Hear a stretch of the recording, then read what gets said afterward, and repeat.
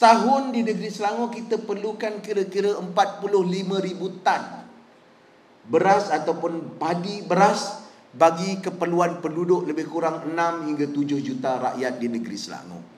Termasuk daripada bekalan makanan dan juga bekalan untuk perniagaan.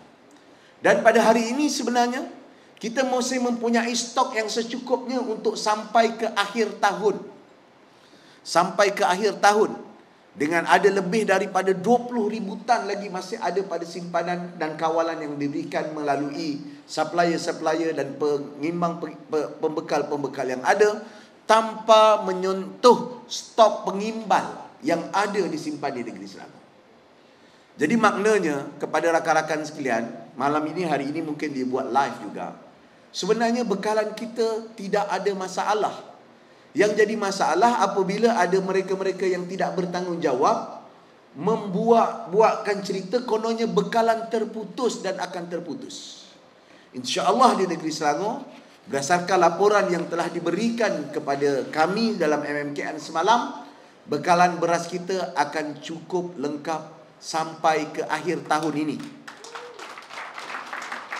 Yang berlaku ni ada mungkin orang yang rasa nak jual stok-stok mereka.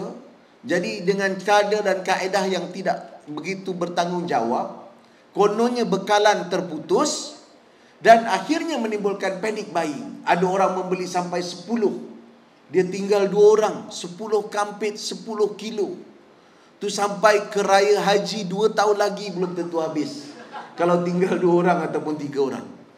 Jadi maknanya inilah perkara yang berlaku, tapi kerana kuasa tular dan viral yang tidak bertanggungjawab ini, akhirnya menyebabkan panic buying itu berlaku. Dan sebab itu pada hari ini kerajaan negeri ingin menegaskan, insya-Allah daripada maklumat dan taklimat yang diberikan, bekalan cukup. Dalam pada masa yang sama, saya juga turut mengumumkan bahawa pada hari ini kerajaan negeri juga akan mula melaksanakan jualan ihsan khas beras ini, yang akan dilaksanakan oleh PKPS dengan harga 5 kilo dengan berharga RM13. Dan ia adalah berdasarkan kepada penjualan beras putih tempatan oleh pihak persekutuan dan kerajaan Selangor akan melakukan penjualan beras kepada rakyat negeri Selangor. Dan ini adalah harga yang berkadaran kepada RM26 kawalan kap harga kepada beras-beras tempatan yang ada di dalam negeri Selangor. InsyaAllah inilah kerajaan negeri. Kalau dulu masalah telur tak ada, kita ganti telur. Sekarang ni jangan takut, bila beras tak ada, abang beli beras bang. Jadi tema kita dulu orang kata, apa ni? Kita ada telur. Tema kita sekarang, kita beli beras. Jadi saudara dan tuan-tuan yang saya kasih sekalian, di masa itu juga saya nak maklumkan, kalau ada masalah bekalan, kadang-kadang bekalan ini berlaku kerana ada masalah panic buying. Saya dimaklumkan beberapa pasar raya biasanya dalam tempoh seminggu cukup dengan sekadar 1,000 kilo bekalan beras. Namun kerana panic buying ini berlaku, 1,000 kilo itu kadang-kadang habis dalam tempoh 3 hari ataupun 2 hari. Inilah yang menyebabkan berlaku kekosongan di rak-rak jualan, termasuk di beberapa pasar raya besar. Itu pun semalam kita maklumkan bahawa untuk yang mengalami masalah bekalan ini boleh menghubungi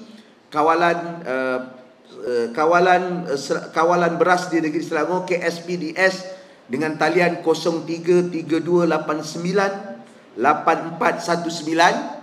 ataupun telefon genggam ataupun telefon bimbit 0172230771.